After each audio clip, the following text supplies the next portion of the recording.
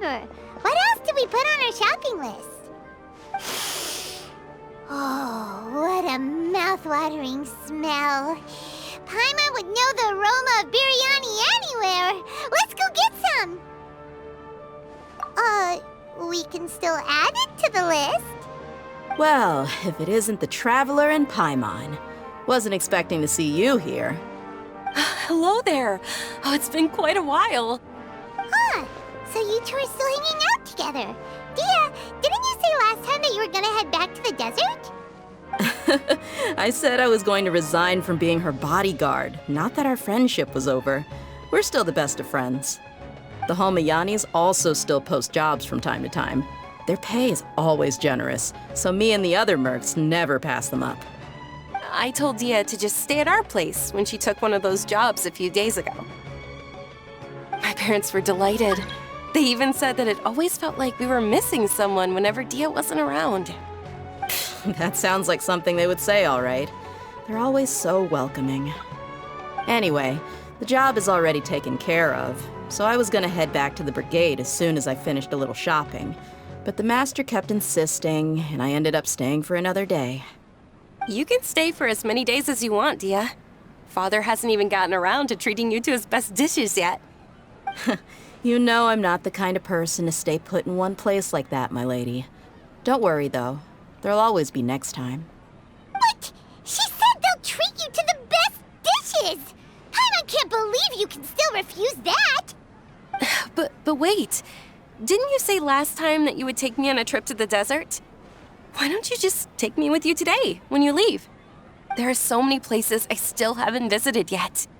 I'm sorry, my lady, but no can do. There's still a few things I need to take care of back at the brigade. Besides, the desert hasn't exactly been the most peaceful place lately. Oh, come on. Not this again. That's also what you said last time and the time before that. I know, I'm sorry. Just give me some more time, and I promise I'll plan the best trip ever for you. All right, fine. To be perfectly honest, it's not that I wanted to go, it's more like I feel like something is off about you lately. Ever since you first set foot on the estate a few days ago, you've been acting anxious and even paranoid. Have you been delaying our trip because you've run into some kind of trouble? Nah, are you kidding? You're worrying too much. Would you swear on that? Friends shouldn't lie to each other, you know. I wouldn't pry any further if you're willing to swear on what you just said. But if something really is bothering you, then just tell me. You know I'll help you however I can. Oh, looks like Junior's was onto something. You're too perceptive, my lady. Seems I can't hide anything from you. I just thought that nothing good could come out of telling you about the messy happenings of mercenaries. Knowing too much only leads to more trouble. Mercenary life is a dog-eat-dog world where Mora reigns supreme.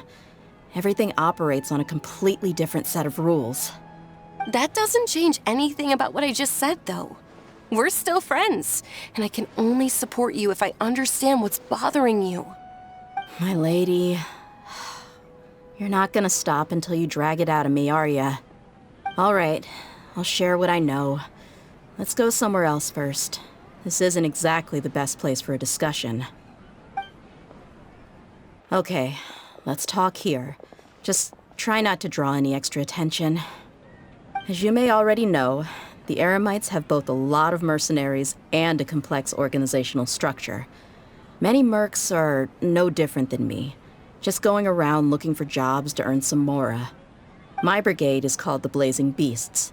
We're not a large group, but every member is loyal and brave. However, not all Eremite brigades are like mine.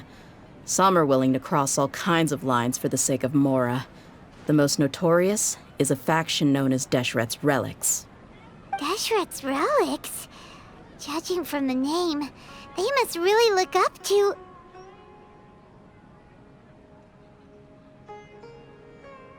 Yep, you got it. I've heard that you've already crossed paths with Ain al-Akmar. They're one of the groups under the Relic's banner. Oh, you mean the group that tried to sell us the Divine Knowledge Capsule. Yeah, they weren't friendly at all. Deshret's Relics is composed of many smaller brigades like Ain al-Ahmar. The Relic's headquarters issues orders to all brigades under his control. On any other day, I would want nothing to do with them. Unfortunately, though, the brigade that's stirring up trouble now is none other than Dakan al-Ahmar. Dakan? I think it means beard or something. Believe me, it's a really stupid name. I found it insufferable for years. Anyway, the real issue is that Dakan al-Ahmar is led by my father, Kusela. Say what now? I think I'm starting to understand your anxiety now. But what did they do? I won't go into details, my lady, but they've been involved in a lot of violent incidents. We're talking hundreds. Hundreds? Yep. The scenes tend to be quite gruesome, too. They strip the victims of all their valuables before murdering them. Not only have they targeted merchant caravans and ordinary citizens, but other mercenary brigades as well. That's beyond terrible. They won't even spare their own kind. I don't know how Deshret's Relic sees it. All I do know is that Dakan al-Ahmar has become more and more aggressive over the last few years. If I don't do something about them, then even my brigade or the people of Aru village could become their next target. I just wish I knew what's driven him to do this. Yeah. How can your father do such terrible things? I don't know. People change. He's always been pretty pathetic. But at least in the past, there were still a few lines that he wouldn't cross. That's setting the bar pretty low. I mean, if he was even remotely decent, then why would I have to leave the brigade and cut all ties with him? He was loud and foolish, with no real sense of purpose. Instead of doing anything useful, he spent most of his time drinking and chasing after women. Of course, the other brigade members were just like him. Their ruckus would go on night after night. Sounds like a nightmare. What about your mother? Did she ever step in to stop them? Unfortunately, I never knew my mother. I'm sorry, Dia. I didn't know. It's all right, my lady. That's pretty common in mercenary circles. Didn't I mention that my father was chasing after women? I was the result of one of those encounters with some random person. He told me that he wasn't sure who my mother was. And in any case, she never came to see me. He'd say, "You'll be fine as long as you remember to stick with Dad." But even then, he left most of the parenting to the brigade. The one thing I do remember is that he used to tell me stories. But the problem was that he had terrible taste. He only knew a few stories, and even those tended to be pretty stale. They were tales of desert warriors defeating dragons in the forest, or stories of mercenaries rescuing princesses from rebel armies. Sounds like your typical fairy tales. More or less, yeah. They were interesting maybe the first or second time around, but after about 20 repeats, they started to get a little dull. He seemed to think those stories were the best things ever, though. He was so into them that he'd call the whole brigade over and make them perform the whole thing as a play. Even the toys he gave me would all be story props. I'd get helmets, shields, and toy swords. It was only much later when I realized that the shows were more for him than they ever were for me. What an interesting guy. Yeah, I've always found him pretty childish, but that was something I could just shrug off. I had no reason to despise him. Until I grew up and learned the true face of Deshret's Relics for myself. Looting, blackmail, violence, and fraud. They not only accepted such heinous acts, they would even openly boast about them. No one in the brigade was any kind of hero. Instead, my father and his cronies were more like the bad guys that needed to be taken down. Did they really think that as long as they didn't do any of that stuff right in front of me, I would never know? I think I can understand your feelings. The difference between perception and reality must have hit hard. Yeah, but don't worry, my lady. It's all water under the bridge to me now. I had a huge argument with my father and left that place behind for good. I'm not investigating them due to any bitter feelings I still have towards my father. I just want to protect those that are close to me. Yeah, I told the boys to gather as much information as they could. Most of the reports concern violent incidents, but there's also some talk of smuggling. I see. But isn't this investigation incredibly dangerous? It is, but every mercenary lives life on the edge. It's a lifestyle that I enjoy. That may be true, but it'll be impossible for those who care about you not to worry. Well, now you get why I didn't want to share any of this with you. What should we do? They both have valid concerns. Huh? But there's no need for you to get caught up in this mess, too. Well, she's super tough, so if she went into the desert with you, then Paimon bets the problem will be solved in no time. I'm inclined to agree. I'd feel a lot more at ease if you took her along to help. I'll wait for news from you in the city until then. Please, stay safe. I'm honored that you care so much for me, my lady. All right, then let's get moving. Our first stop will be Caravan Rebot, where we can catch up a bit with my fellow mercs.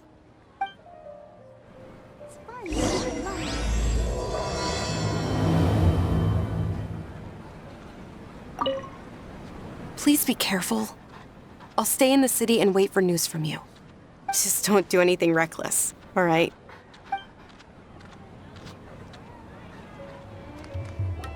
Hey, Dia, you're back. Are these two friends of yours?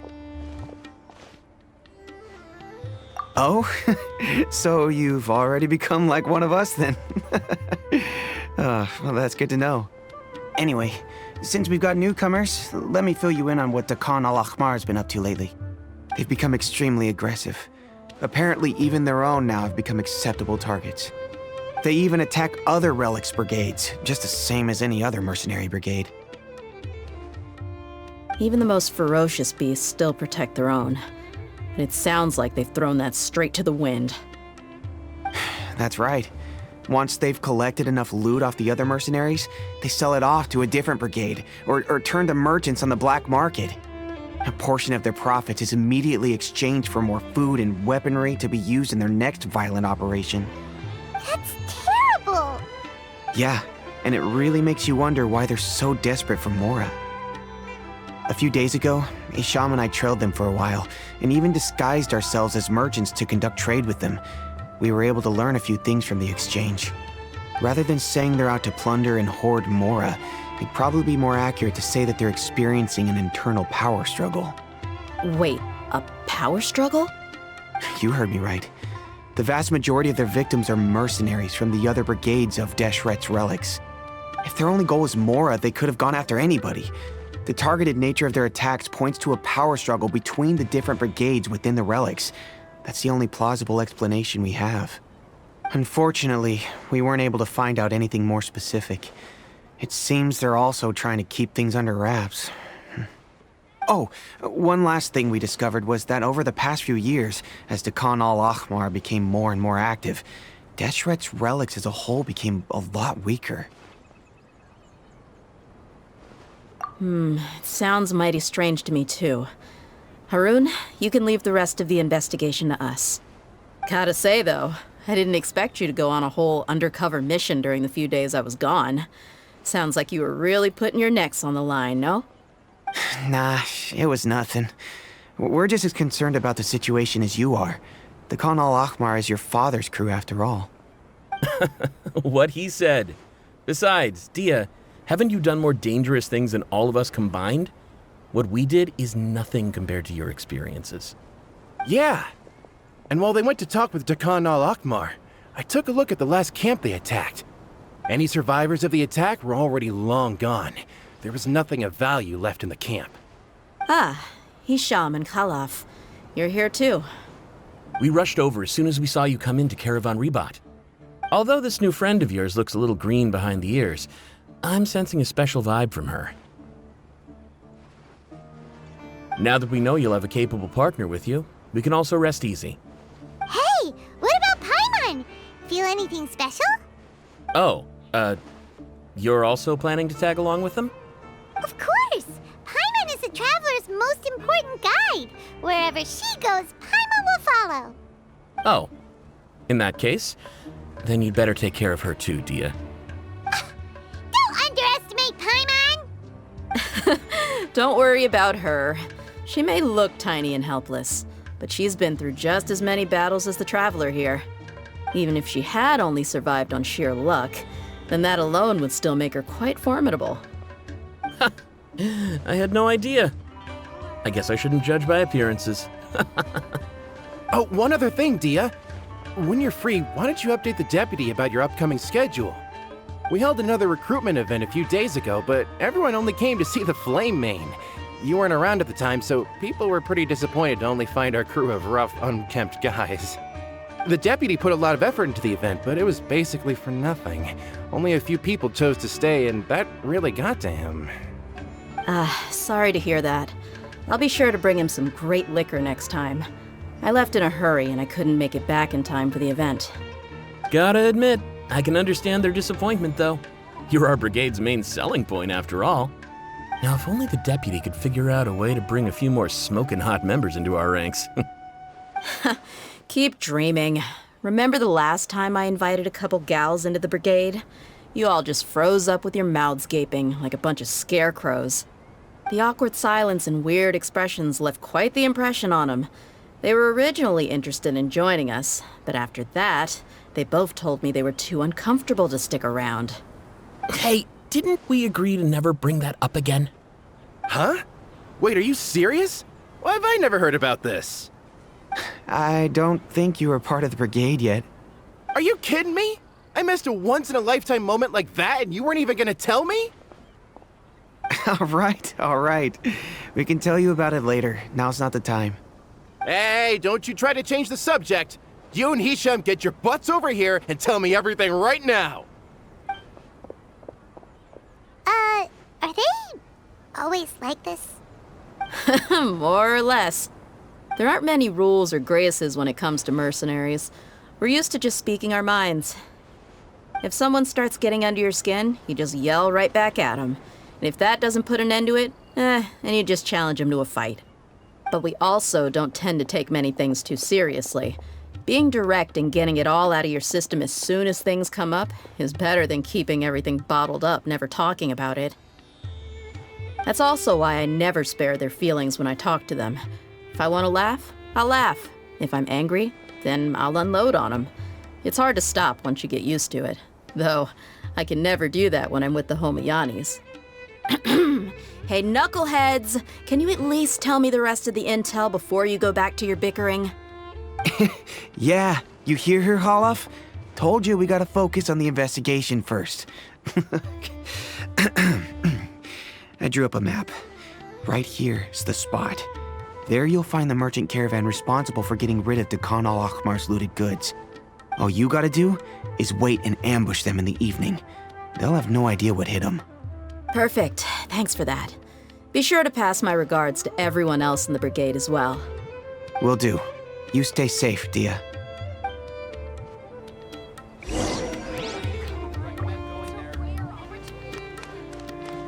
Now, like I said, the two ladies Dia brought with her were also like super mercs. I'm talking same level as Flame Main here. Oh, you should have seen it. The aura of the two of them when they were standing together, it was incredible. I was just at a loss for words, that's all. Oh, so pathetic.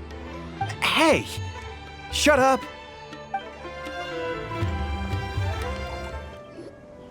This should be the place. Let's find a spot to hide and bide our time. It's gonna come down to a fight one way or another, so let's all be careful. No need to worry. She knows her way around a fight. I'm not worried about that. What I meant is that we probably shouldn't go too hard on the enemy. After all, we still need to get information out of them.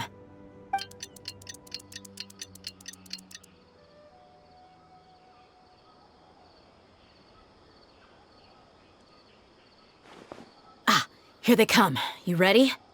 Let's not give them a chance to react and end this quickly.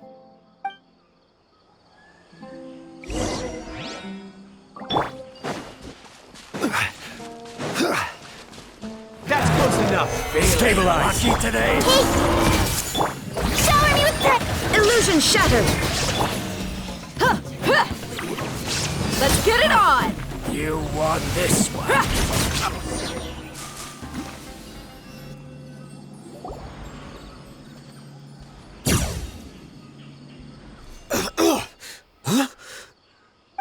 You're the Flame Main. Good. That saves me an introduction. All right, time for a little talk. Are you buddies with Dakana Lakmar now? Tell me, what are they after? You know the code of being a mercenary just like everyone else.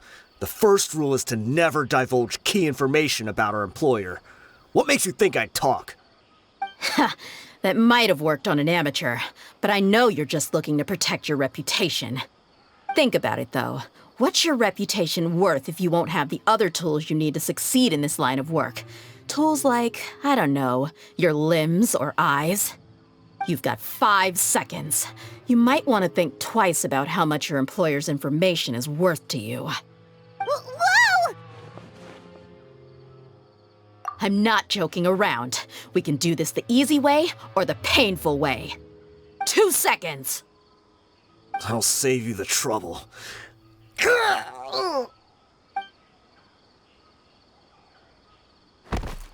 Huh?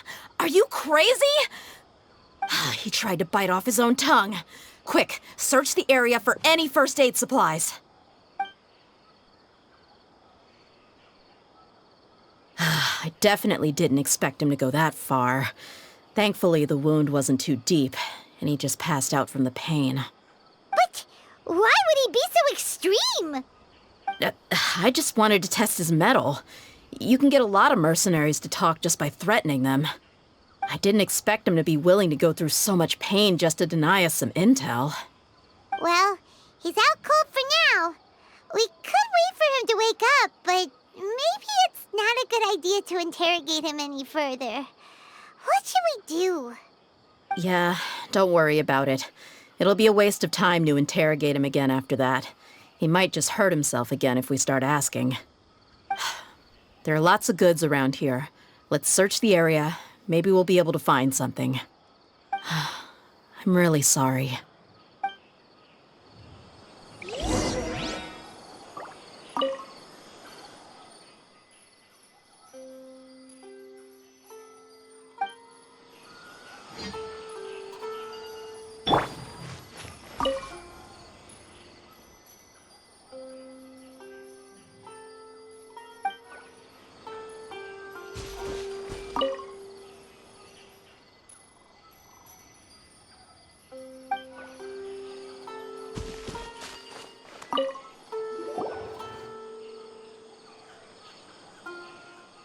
We found a piece of paper with a bunch of names on it. Maybe it's a record of something. Let me take a look. If this really is a merchant caravan, they should have a record of their transactions. Yep. I see an entry for Dakana Lakmar right here. Kusela, Idrisi, Bashar, and Takriti.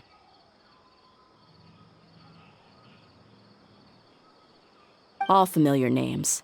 Dakana Lakmar has been trading for a hefty supply of food, weapons, and medicine. It seems that in the past, they used to receive some canned knowledge as well. This caravan is just one link in their logistics chain. Once in the rainforest, the caravan will exchange the looted goods for Mora, and the funds will then be passed to a specific person. That person will then pack the caravan full of necessary goods, which will then be brought right back to Dakana Lakmar. Wait, why is there no Mora value recorded for the final transaction? No value?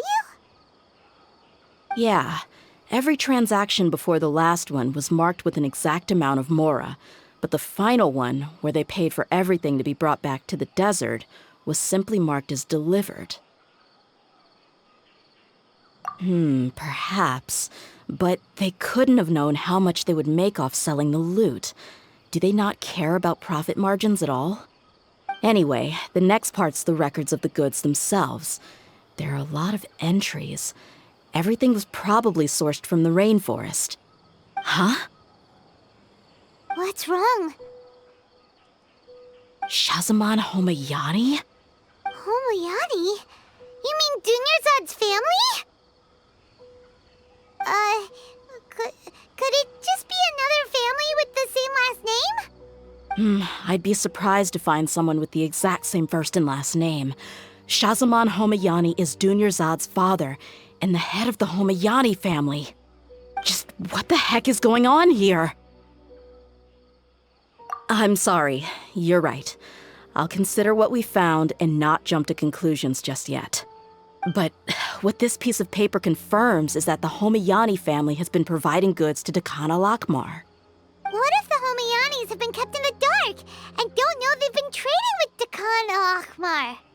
That's a possibility, but if that was the case, why is this caravan specifically named Shazamon as their person of contact?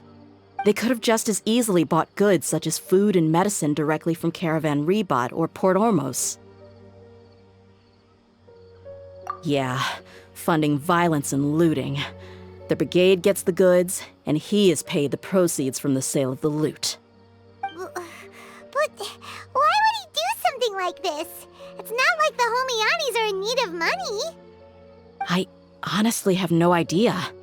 I've been to their estate many times, and I've never noticed anything suspicious. The only potentially large expenditure I could think of would be the treatment costs for Dunyarzad's Elazar. Maybe they borrowed a lot of Mora in the past? But that's still just a speculation. I don't think the Master would stoop so low to make Mora. You're probably right. I know my lady's personality, and she wouldn't deliberately keep something like this from us. But what should we do now? All we found is just another mystery. If you ask me, we already have no choice but to confront her about this. I'm not worried. It's too early to make a verdict yet. I still have faith in the Homayanis. Let's go find my lady again. We'll tell her everything and see if she's willing to lend us her support. If we're lucky, we can not only figure out the mystery of this paper, but also follow the trail of breadcrumbs to the people responsible at Dakan al-Akmar. Dia, are you sure this is the best decision? What if instead of getting the help we need, we just end up revealing everything we've discovered to the enemy? I've considered that possibility. But even still, I want to tell her what we found. I think I owe her that much. True friendship is built on trust. She showed genuine concern for me when we first brought up the topic. I can't repay her kindness with doubt and suspicion. That's not how I deal with people. You're right. Paimon wants to trust Dunyarzad too. Yeah. Let's pay another visit to Sumeru City. We're back, my lady. Oh, you're back a lot sooner than I expected. You mustn't have run into any trouble then. Well, how did it go? What did you come up with? Actually, we're still investigating. It's just that we've discovered something strange. I see. The clues you found have led you back here, in the city? Something like that. Yeah. You all look a little dispirited. Whatever you found must not have been very encouraging after all. Why don't you discuss it with me? Maybe I'll be able to say something to cheer you up? It's okay, my lady. It's not so much about me being upset with my father or anything like that. How should I put this? So something is wrong. Even the Traveler and Paimon have been uncharacteristically quiet. On any other day, Paimon would have already waved to me with a smile and shouted, "Dunyarzad, we're back!" So tell me, what happened? Well? My lady, please prepare yourself for what we're going to tell you next. It concerns the Master. The Master?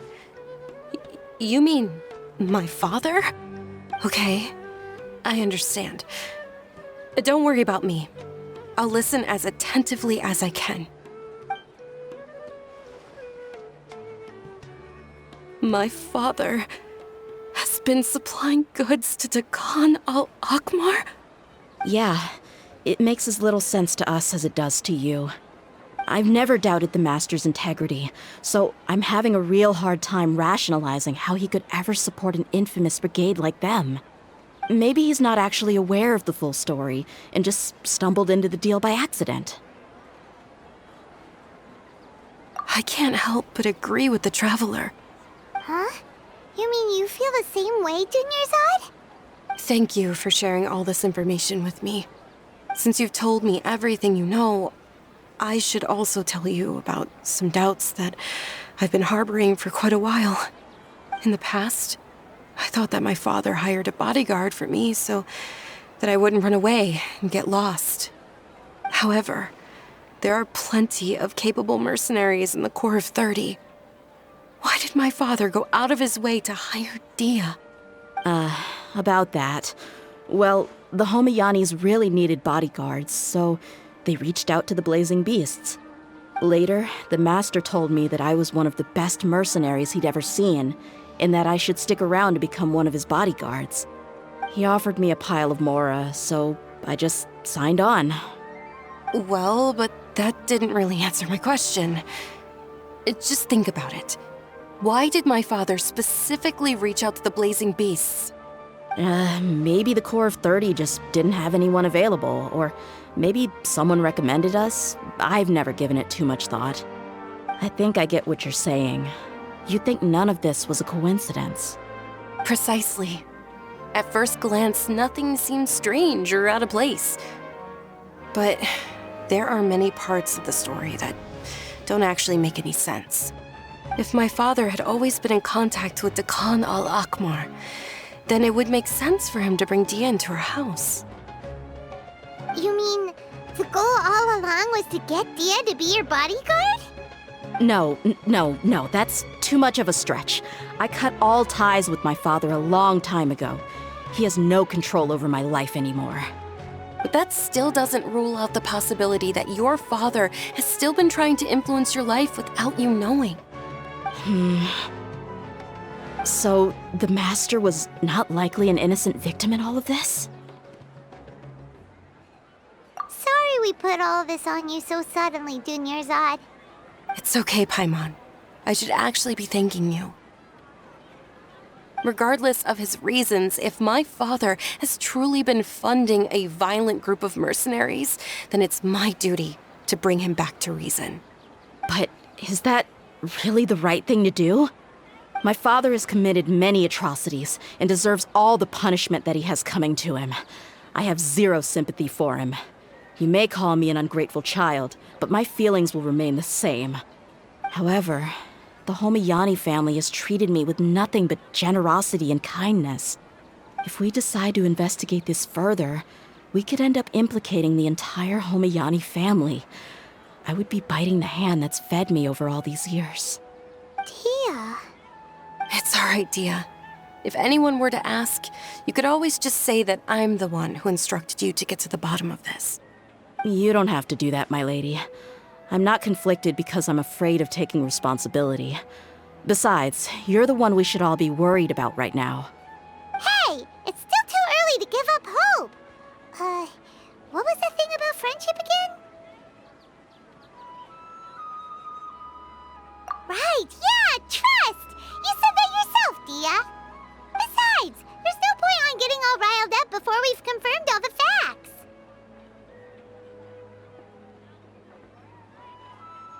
Thank you, everyone. That makes a lot of sense. I guess I should always remember the trust that I've placed in people. In which case, my lady, could you ask the Master to come out and have a chat with us? Sure thing.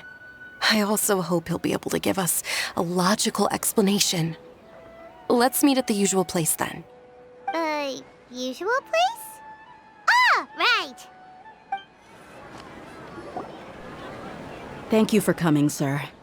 Please allow me to introduce these two. This is the Traveler, and next to her is her travel companion, Paimon. Yes, my daughter has mentioned them from time to time. It's a privilege to finally meet them in person. But we may skip all the pleasantries for now. What is the important matter you wish to discuss with me today? Well, we wanted to bring this transaction record to your attention. There's something on this record that we're all pretty curious about.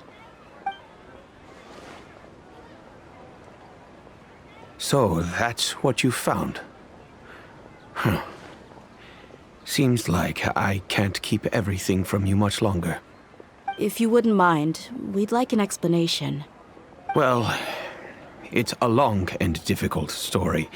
And to be perfectly honest, I'm not sure if I'm doing the right thing. What I do know, though, Dia, is that the truth will bring you no solace. If anything, it will likely cause you a great amount of anguish. Wait, me? Yes. I understand perfectly why you came to see me. And I am touched by your collective commitment to do the right thing. But knowledge always comes at a price. And sometimes, as they say, ignorance is bliss. Your father, Kusela, and I both believed that. Of course, you have the right to seek and learn the truth, but I must warn you. The facts of this matter may reduce everything you've built for yourself into sand, blowing in the wind. If you must proceed, then Kusela's heartfelt efforts will also fade into the wind like a fleeting mirage. His heartfelt efforts? I'm sorry, sir, but I'm not sure I follow. I've made it this far in life without a single drop of my father's support. I have my own ideals and ways of looking at the world, as well as people and causes that I've chosen to cherish and fight for. None of these things have anything to do with him. I came here today to support you as the head of the Homiyani family. No warning will change my stance on that. I understand. Then let me tell you a little story. Our family once needed to take a trip to the desert when Dunyarzad was just a baby. Along the way, we were attacked by bandits. They had superior numbers and quickly overpowered our bodyguards. When all seemed lost, a group of passerby Eremites lent us their support.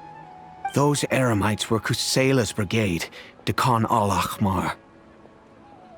Kusela's men told me that the attackers were Eremite mercenaries, just like themselves. I was shocked. Why would Dekan al-Ahmar go so far to save us and not spare the fellow Eremites? Kusela was grinning and walked over to play with baby Dunyarzad. She was startled by his unfamiliar face and nearly started crying. Really? I never knew. He said that he had no particular reason to help us. He just took pity on us because he had a daughter about the same age. We started talking about our children, and I sensed that he was a devoted father. To repay his kindness, I hired his brigade to help out at our estate for a time, and offered everyone generous remuneration. So, that's what happened. It was many years before I saw him again. I almost didn't recognize him the next time he came knocking on my door. The man I knew to be strong and healthy had been reduced to a shell of himself. He couldn't even walk anymore without his cane. So, what happened to him? He was perfectly fine when I left the brigade. I'm not too sure myself. The only thing that didn't change was his cheery disposition. He said there was absolutely nothing to worry about and that he had gotten into a fight. That was all.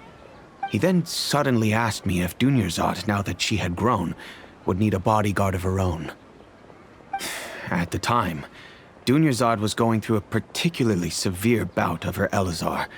There was no need for her to have a bodyguard when she could barely leave the house. But he kept coming back to the topic. Come on, it never hurts to be safe. How do you know a bodyguard won't come in handy one day? I was completely lost at first, until he recommended the Blazing Beasts, and in particular, a mercenary named Dia. So he was the one who recommended Dia to you. Indeed.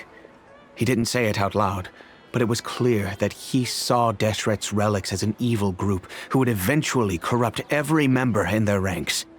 He was already beyond redemption, but He hoped that he would be able to detach his daughter from the vicious world of mercenary life.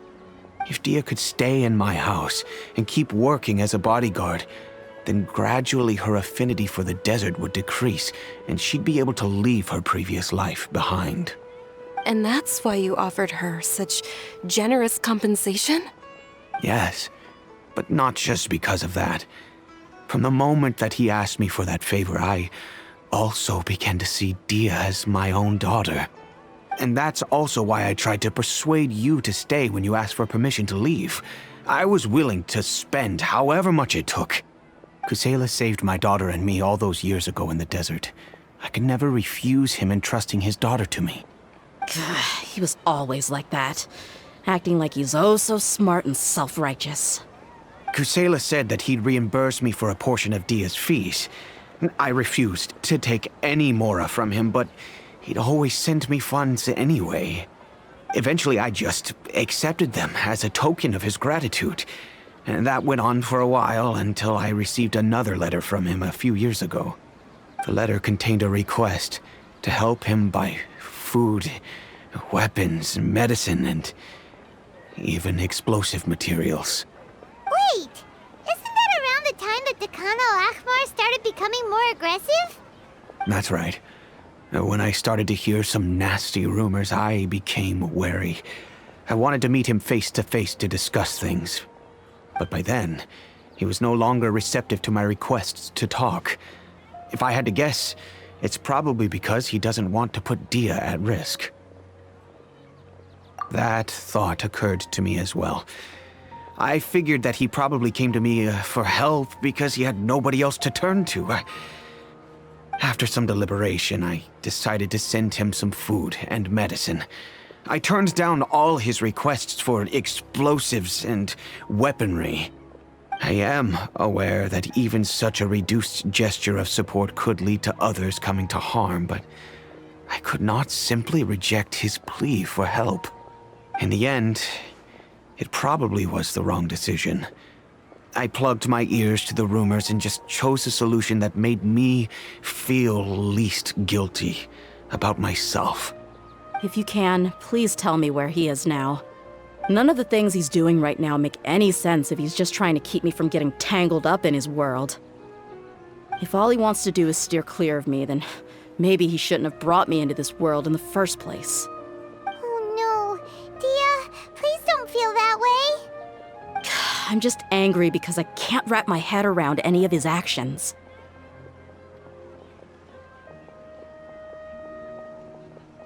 I don't know. I really don't know.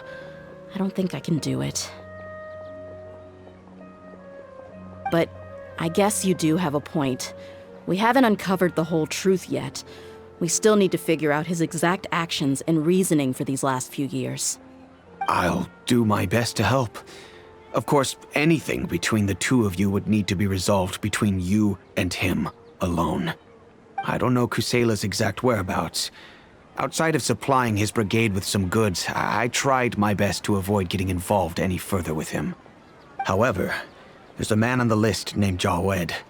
He used to be a mercenary in the desert and is now a member of the Corps of 30. He's responsible for supplying weapons and liaising with the Dakan al-Ahmar's merchant caravan. I think he should know Kusela's whereabouts. I've heard that he likes to have a few drinks alone and enjoy the cool wind at night outside the tavern. Maybe you'll be able to find him there. Understood. Thank you, sir. Then I guess this is bye for now, unless... I'll stay and be with my father here. To be honest, I'm still a little dazed and haven't finished processing everything quite yet. My father has indeed done something wrong, but if I think about it, I'm also not sure if there was a right way to handle this problem. I feel like our only course of action is to turn everything we know over to the Corps of 30 and let them render judgment. Yes. I am prepared to accept whatever verdict they choose. It's time to face my mistakes. Huh? Who are you guys? I know what you've been up to. Smuggling weapons to violent brigades in the desert while working for the Corps? Pretty bold, if you ask me. Shh! voice down. How do you know all that? Come with me. We should take this elsewhere. I'll be happy to talk things over once we're somewhere private.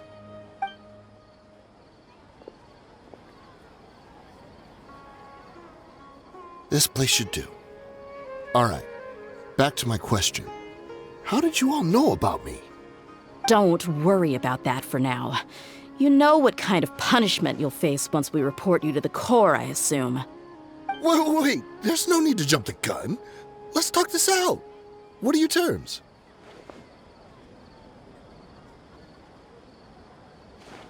So what's in it for you anyway, Mora? Well, I was a little tight on money at the time, and Kusela took good care of me in the past. I weighed it in my mind, and I couldn't find a reason to turn the opportunity down.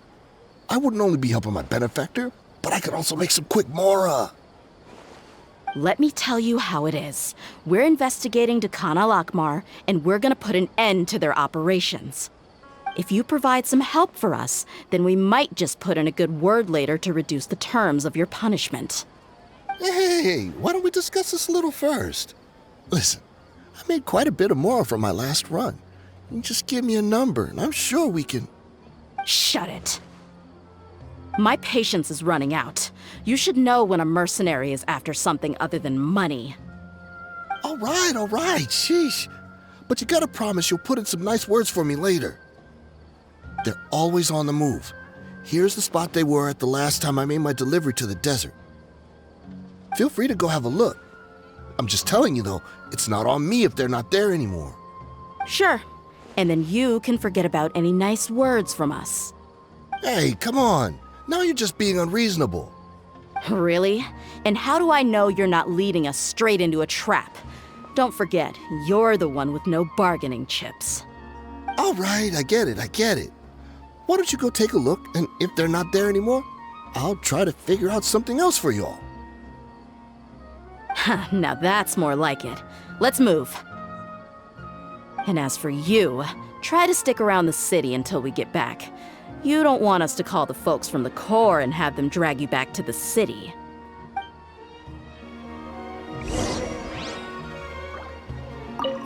Don't worry.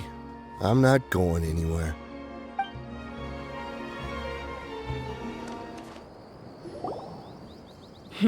Seems like we're in luck.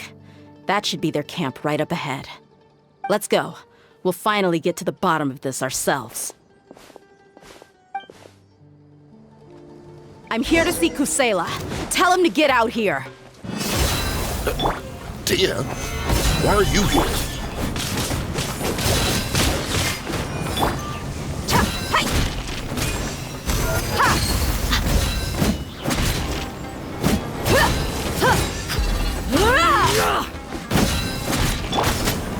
Stabilize! Look alive!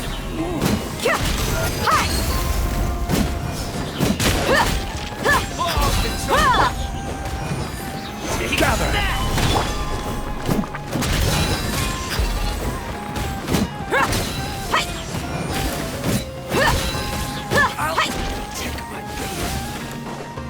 Buckle up!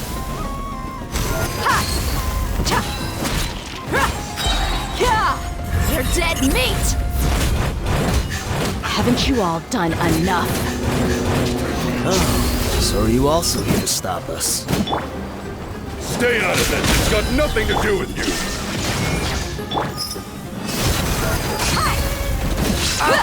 Take my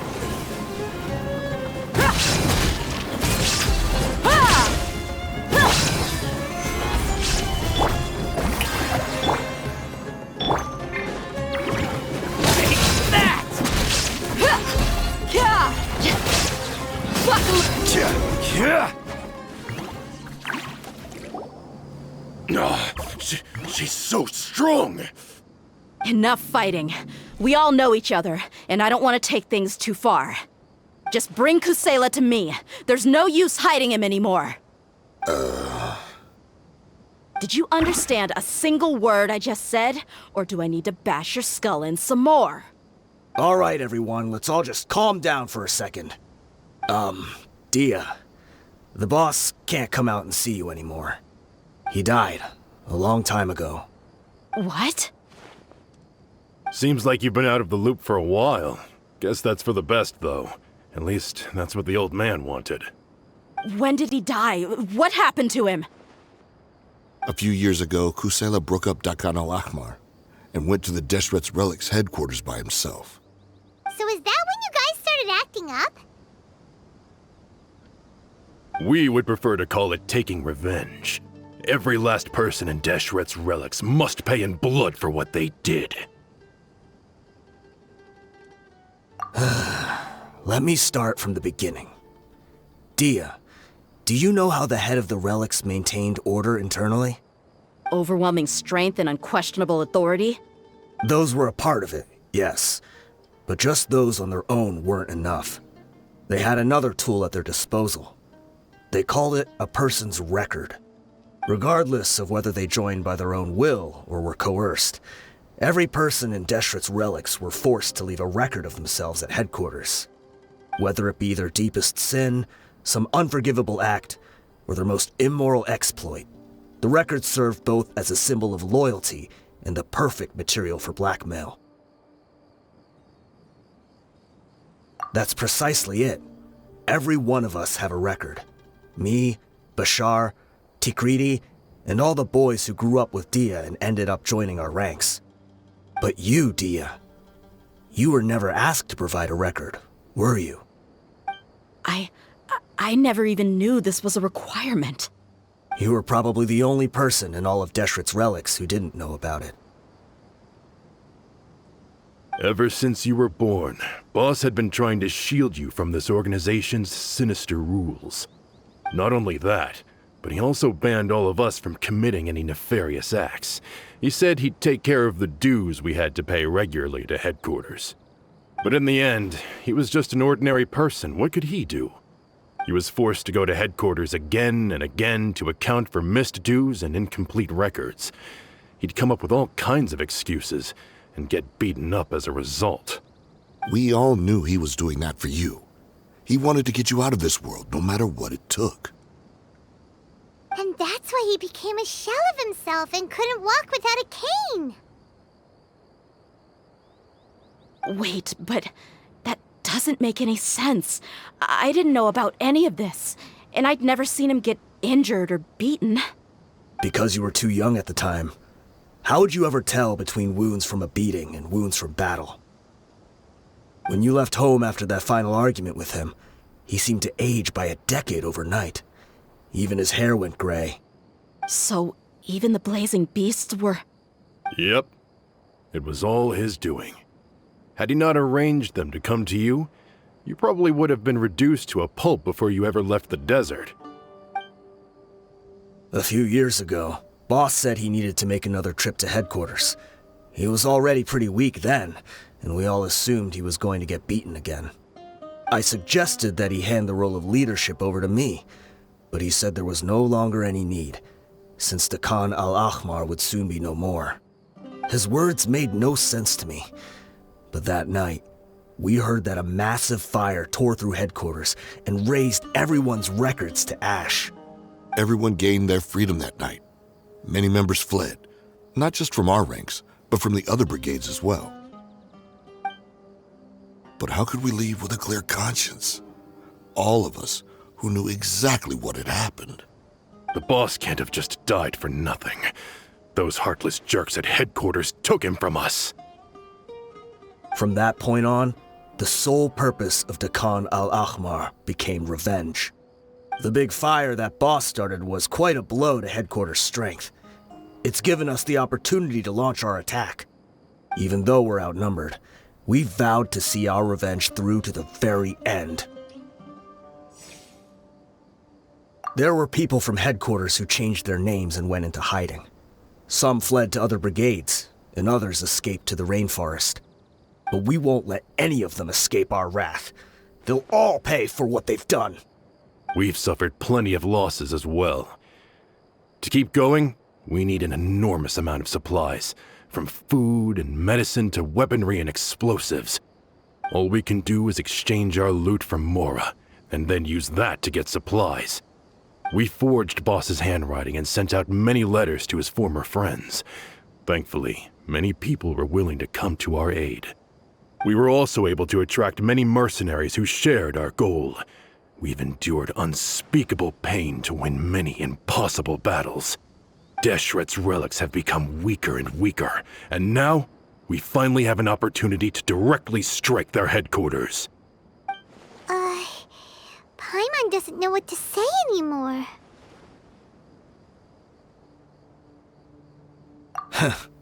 We do know right from wrong, but we were sinners from the very beginning. We do not deserve the freedom that the boss won for us with his life. Boss always loved his old-fashioned hero stories. Those tales about sacrificing yourself to save the world. We used to always laugh at him for it, but in the end, he really went and lived those stories out himself. As for me, I never considered myself a hero. We're all the lowest of the low. We have no right to even imagine such an existence. But maybe those hero stories he liked foreshadowed everything that was to come. The spirit of the hero touched all those he had saved, and more people joined his cause. Maybe we were all just acting along with the play in the beginning. But as we acted the parts and recited the lines, we were drawn in. And now, we want to see the story through to the end. I'm sorry, Dia. I know you always found us insufferable ever since you were young. Just think of this as a madman ranting. I'll go with you. Huh? Dia? You wanna go with them? I grew up with these guys, and I know they're not bad people. It's just that some situations get so bad that it's difficult to tell good from evil. All I know is that Deshret's relics must be destroyed. Furthermore, I want to go see the place for myself. I want to know if my father is still there. I know you don't want to get involved in this, so there's no need for you to tag along. I can do this on my own. Yeah, Paimon feels like we'd only regret it if we don't see this through to the end. Thank you. We'll be a lot stronger together with you. I bet Boss would lose his mind if he ever knew you'd join us at the very last moment like this. Considering all the losses and injuries we sustained, we can't afford to turn down someone as powerful as you. He can think whatever he wants. But the fact is, I owe him this much. Wow. Paimon didn't expect it to look like this on the inside. They should all be holed up in here. Don't know how many people they've got left, though. Who cares? We'll round up all of them. Still, we should be careful. Even if they've only got one shot left, it could still take us out. Yeah, we'll know what they're really capable of once we've landed some hits on them. Deshret's relics may have been a force to be reckoned with before, but their name means nothing now. Yeah, they don't stand a chance with you here. I'll take the lead. I've been here once before.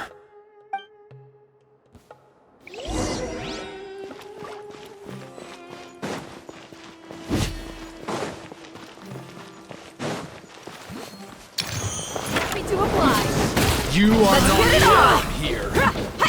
Take that! Law of the jungle!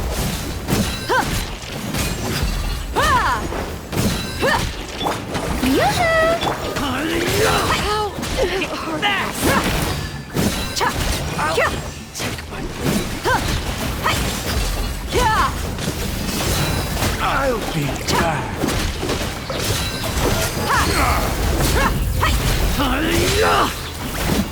How regretful. The mining echo in song! Gloves off! Needy.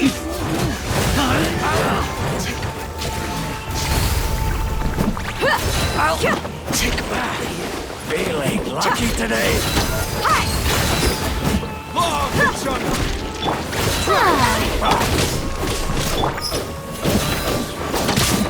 I'm getting sick of this.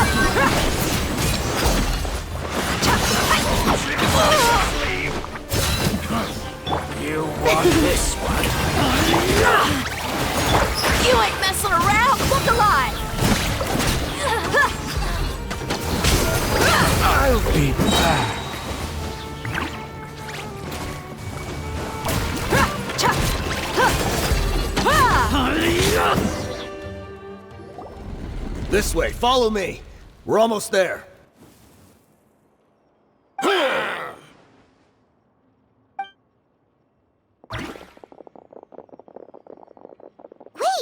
They went charging ahead without checking for any traps! Hey, you guys okay? It seems like we just got trapped in here. Don't think we triggered anything else. Watch out, the enemy's coming from ahead. Well, now that things have come to this, seems we'll have to fight our way through. Don't worry about us. We knew something like this could happen. Go and take a look around. There could still be another way through. Let's go! We can't let the boss down! Let's check if there's another way! The sooner we can make it through to help them, the better. Let's see.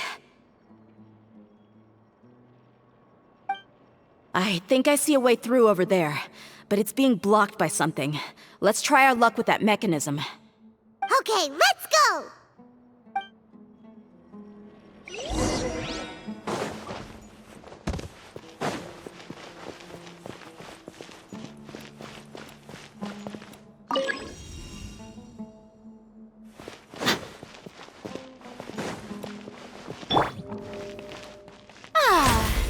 May I present...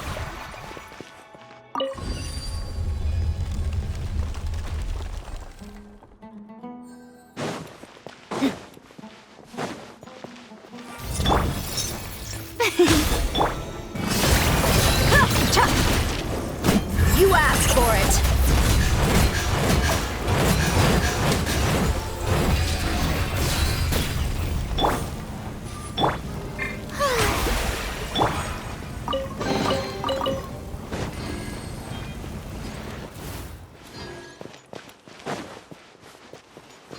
Another mechanism like the one before, but this one's being blocked off in the middle.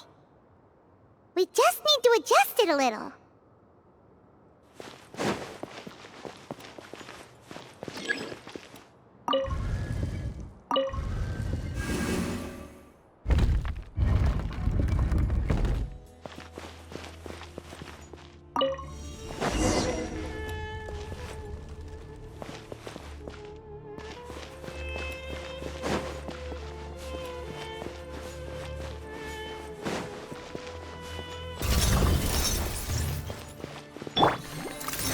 The show begins!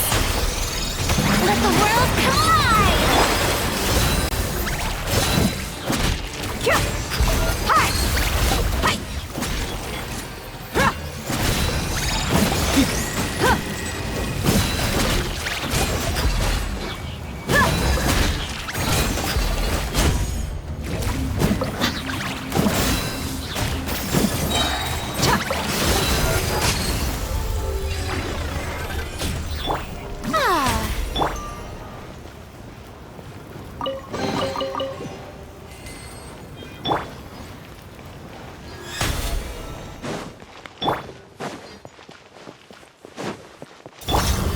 Strike a pop! Buckle up! Gloves off!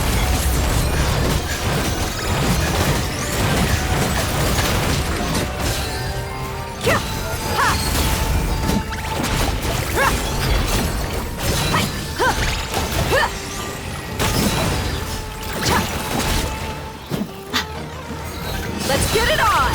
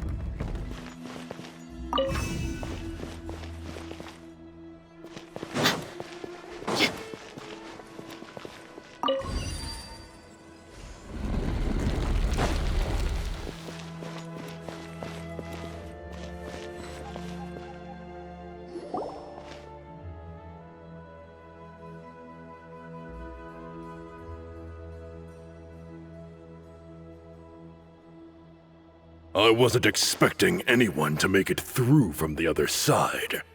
But as a desert dweller, I suppose we should be used to our folks defying all expectations. Don't waste your breath. You have nowhere to run. Run? Had I wanted to run, I would have fled 1,000 times already. I witnessed the golden age of Deshret's relics. Even if I could leave this place behind, all that awaits me now are endless days of humiliation and ruin. Even now, my brothers and I still believe in one thing. The greatest should never live to remember their fall. So you want to go out in a blaze of glory? Let us draw our weapons! We will show them the true power King Deshret bestowed upon his followers. They are but two, while we hold within ourselves the entirety of the relic's glory. Wave 1, charge! Eliminate them! Illusion shattered! Look alive! I'll take my lead. I'll be back. I'll take my lead. I'll be back. Don't think that you won. You're just getting started.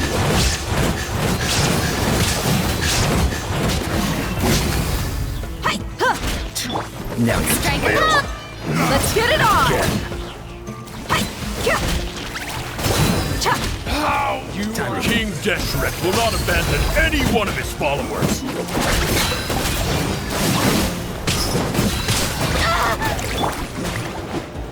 Let my name echo in song!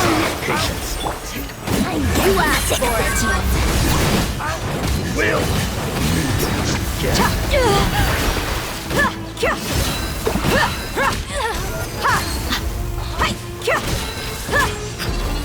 How? Brothers! With me, Target that. this is where we prove our faith. Do you all just want to die? None of us plan to leave this place alive! Where do you think you're going? Gloves off!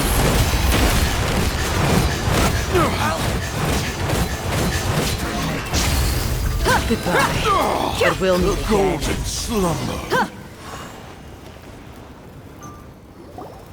The commander has finally fallen. But they're still coming at us!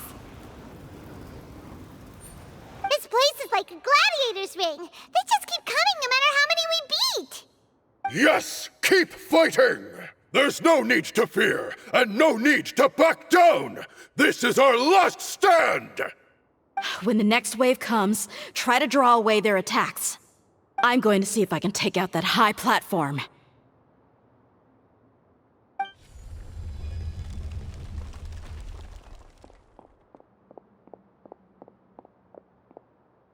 Get out of my way!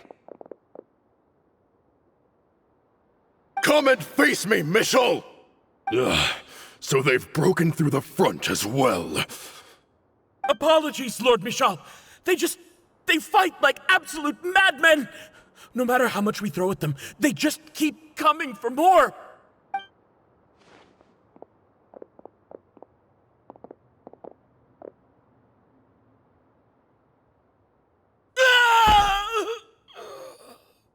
So, it would seem like this is the end.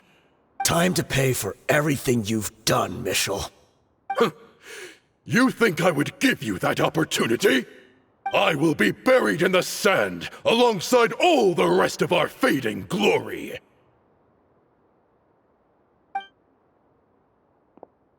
Hey, wait!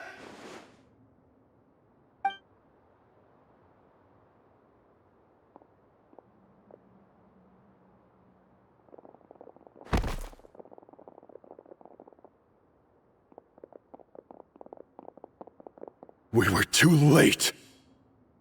It's over. There's no more need to fight. But if you're still going to cling on to your so-called mercenary's pride, then I'll give you all a good beating as well.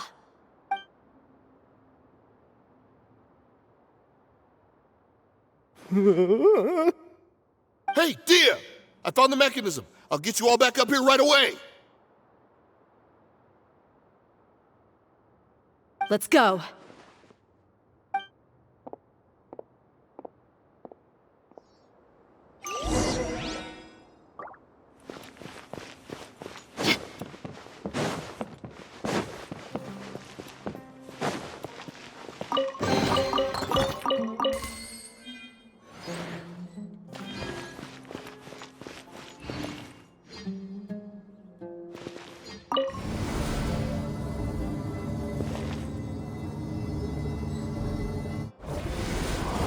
Who are you filthy rats? And why are you always pestering us?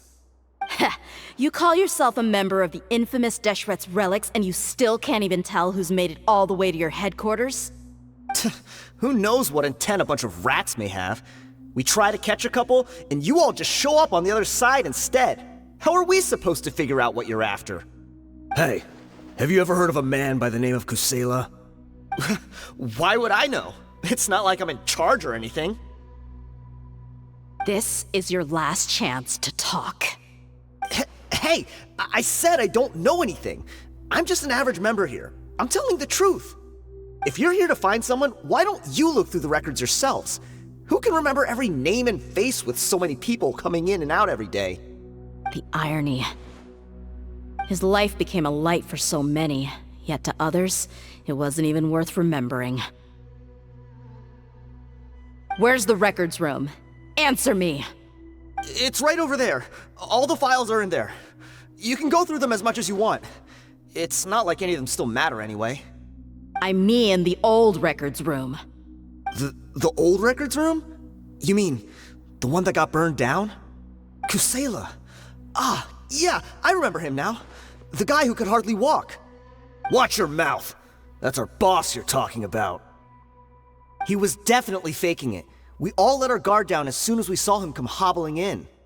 But in the short time it supposedly took him to take a dump, he'd already gotten away and started a fire in the records room.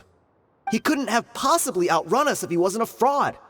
And after that, Deshret's relics fell into complete disarray. Stop wasting our time. Every one of us here is perfectly aware of what he had done. Tell me, where is the old records room?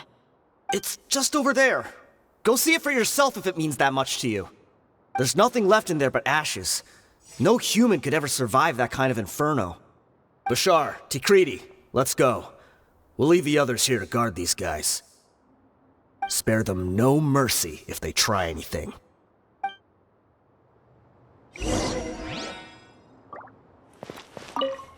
I've already told you everything I know. Can't you just leave me alone?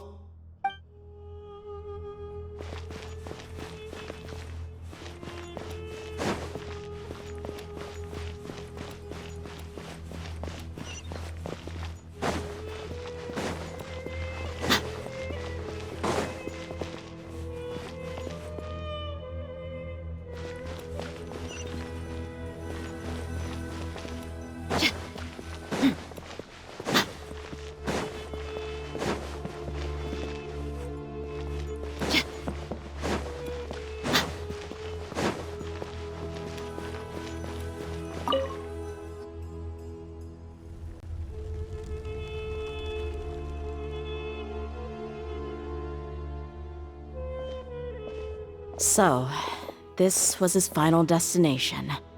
How did he do it? Getting past all the guards with a limp and sneaking in here to start a fire? If he was nimble enough to do that, then he must have been able to get out of here after starting the fire, right? Tia. I'm sorry. I know it's just wishful thinking. Let's look around. Maybe we can find something that's been left behind.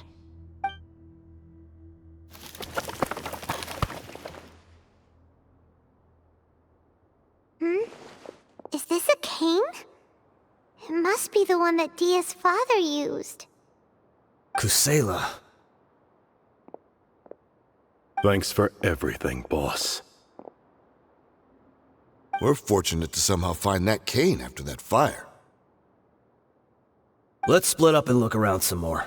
What if something else has been left behind? But what else could survive a fire like that?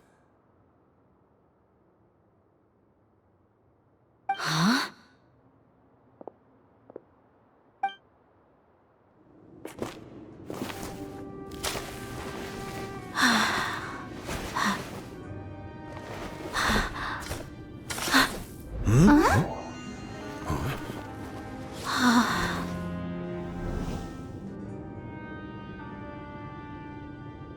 Thought so. Wait! Isn't that the toy sword you played with as a child?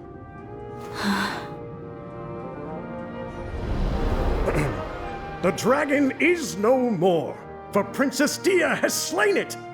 Its head now hangs above the city gates. Her bravery has brought eternal peace and prosperity to us all. Dia, come on. This is the most important line. You can do it. But Dia, you defeated the dragon. Everyone's waiting for your speech. Still too shy, huh? All right, I'll do it. I hereby proclaim our victory. Evil shall plague us no more.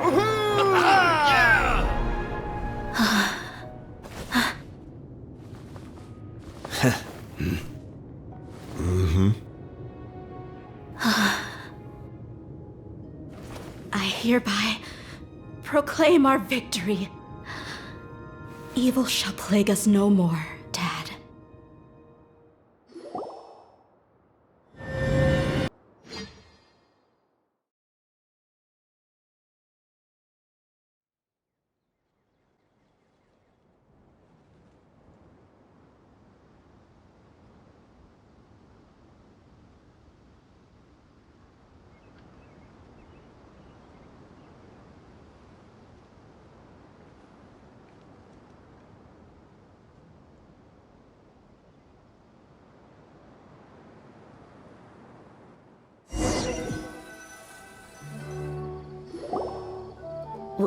What's this? Don't you remember? You asked Paimon what she would do if she were to wake up tomorrow with loads of money. And Paimon said that she would get boatloads of tasty snacks. You looked super confused at the time, but said it was an adorable thing to say. These opportunities don't come by often. So today, Paimon's gonna treat you to a special crash course on Paimon's life philosophy. Hey, come on! Paimon's not that stingy. Anyway, the point is that you should eat to your heart's content. You'll feel better for sure once you've gotten something in your tummy. Dunyarzad will also be here shortly. She's already heard that we're back. Aw, thanks, you two. Honestly, this is very unlike me. I just had a lot on my mind on our way back, so I didn't know what to say. My chest was filled with all kinds of intense emotions. They just shook me even more than all the feelings we've shared during our previous adventures. But when everything came to an end, those emotions also vanished without a trace, and I was left feeling more empty than ever before. It was as if I'd lost the thing that was most important to me. Yeah, you're right. To many mercenaries, Mora is the most important thing in the world. But perhaps to us, it's the most worthless thing of all. Idrisi and the others all used to say that they would quit if there was no Mora to be had. But when it came to avenging my father, there was no Mora to be made anywhere. My reality shattered when I found out that the father who always told me hero stories was in fact a bad guy. But look at me now. Am I any different? Despite all my promises about never forgiving him and never trying to understand him, I still went to such lengths to find out the truth and nearly even shed tears for his sake. We're hypocrites, all of us. Yeah, you're right.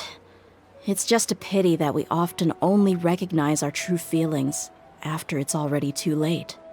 You're back! Are all of you all right? Ah, there she is. Yeah.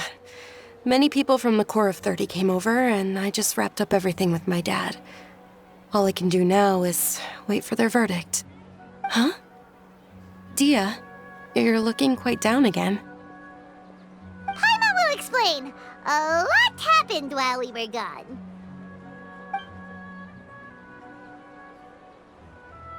I'm sorry. I really should have controlled my emotions better. I just... It's all right, my lady. You were hurt by all of this as well. Truth be told, I'm starting to feel a little guilty watching you cry like this. But Dia, your pain must be even worse.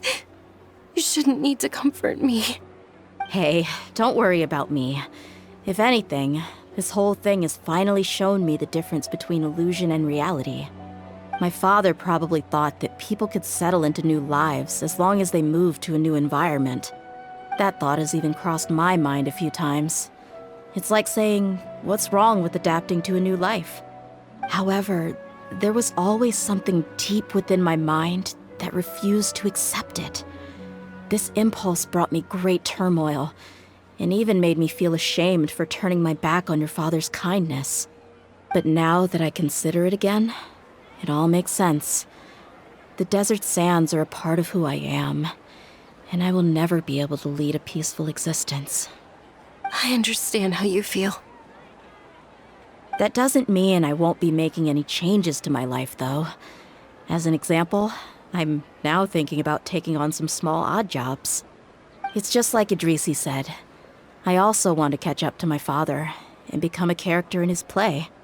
Even if the ending of the story may be childish and ridiculous, it won't really matter. Isn't that neat, though? Oh, you'll be a whole new kind of mercenary, one that's not out for Mora. Why don't we go for a change of scenery once we finish eating? What about stopping by the Grand Bazaar again? Right.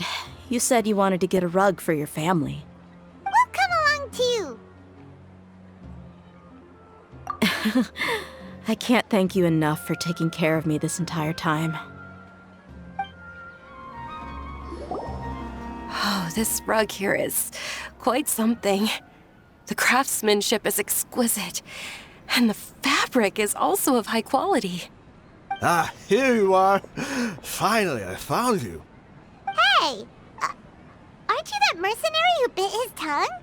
You can still talk? Wait, are you here to take revenge on us? What are you talking about? Do I look like I could take you all in a fight? I just came here to give you something. I'll be on my way to give myself up to the Corps after this. Once I woke up, I hurried to the Khan al-Ahmar's camp, hoping to alert them to your presence. But when I got there, I found no one except the members who were still too injured to move. Ah, so you probably got there after us. Yeah, they told me that they had exacted their revenge, and everyone had turned themselves in to the authorities. Even that last camp was not going to last for much longer. I had joined the cause to repay an old favor from Kusela. Now that everyone's already turned themselves in, I might as well do the same. One of the injured members gave this box to me, and told me that it contained some of the old man's last possessions. Everything left in the camp will get confiscated, so I figured I should get this to you before the Corps could get their hands on it. Thank you. No worries. We are all just living our own truths. There's no need to comment or judge anyone for it. So this box contains everything that Dia's father left behind. Huh. It feels lighter than expected. Well, back in the day, the first thing he did with any Mora was spend it on things like drinks and meat. But let's see what's inside. What's this? It's just a bunch of junk. It kinda stinks. Perhaps it's just been left unopened for too long. A handwritten copy of a storybook. The paper's already yellowed, and it looks like it's about to fall apart.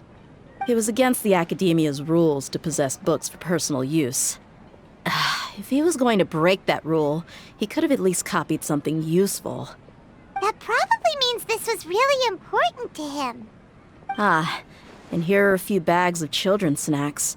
The packaging's completely deteriorated. Maybe that's where the smell was coming from. Did he get those for you? Yeah, but here's the thing, though.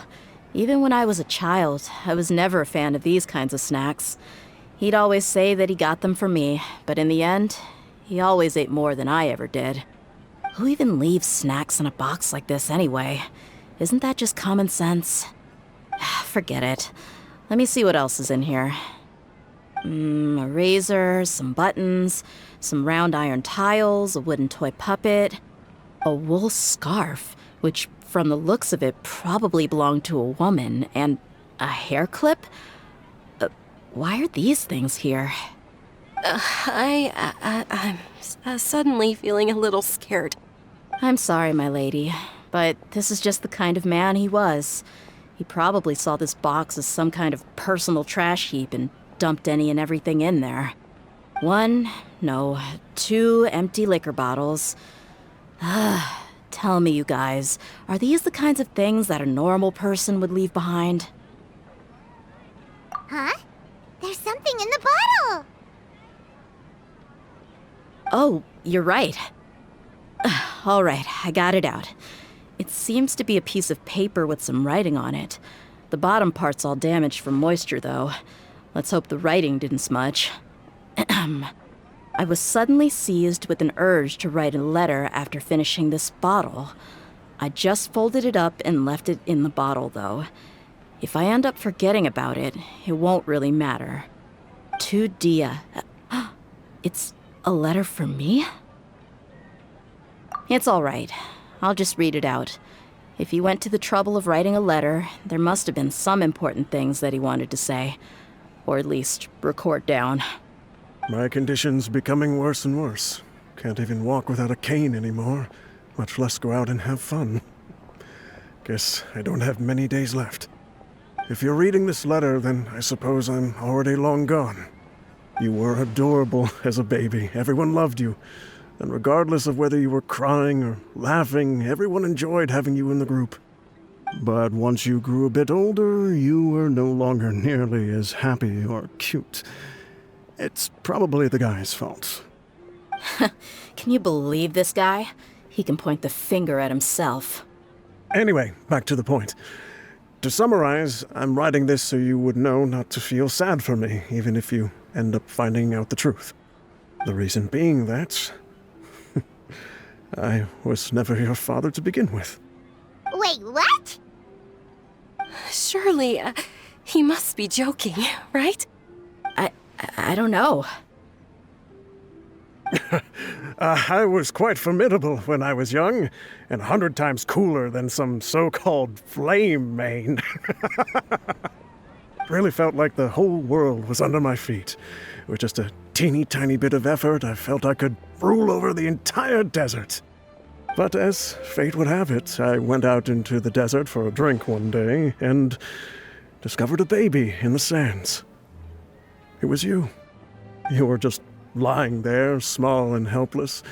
You were so tiny that if the wind blew for just a little while longer, you would have been buried forever. But your cries were so loud they made my head hurt. Now that I think of it, you really were a bundle of energy. Sounds like he's serious. I told Idrisi and the others that I had slipped up with a woman while out and about. None of them even doubted me. I'm sorry that I had to lie to them for so long, but I really had no other choice. I was their most esteemed leader, after all. It's not like I could just tell them that I suddenly wanted to play at being a father. At this rate, I'll puke up all the liquor I just drank from this bottle. Anyway, Dia, you possess the kind of freedom and kindness that we could only dream of. As far as how you should live your life, that'll be up to you to decide. That's the end of the letter. In the end, he was still thinking of me as a little child. I suppose, or I would have suffocated under the sand a long time ago. He was a good father to you. The fact that he wasn't a blood relative doesn't change that. Yeah, it's just a pity that we had to learn the truth of everything like this. Do you already have some ideas about the decision that he wanted you to make? I do. If he first found me alone in the sands, then I want to try my hand at finding the person who abandoned me. I just have one wish. To tell them a story. That there once existed a childish and foolish jerk with a heart of gold. And that only under his care was I able to grow and mature into the person I am today. If you end up finding any leads, can you share them with us? We go on adventures all the time. Maybe we'll be able to find some information for you. Sure, I appreciate it. I wasn't expecting you to be so enthusiastic. I'll help too. Thank you. All of you. Thank you so much. My life has certainly had its twists and turns, but I've always considered myself lucky. Because no matter where I've gone, I've always been surrounded by incredible kindness.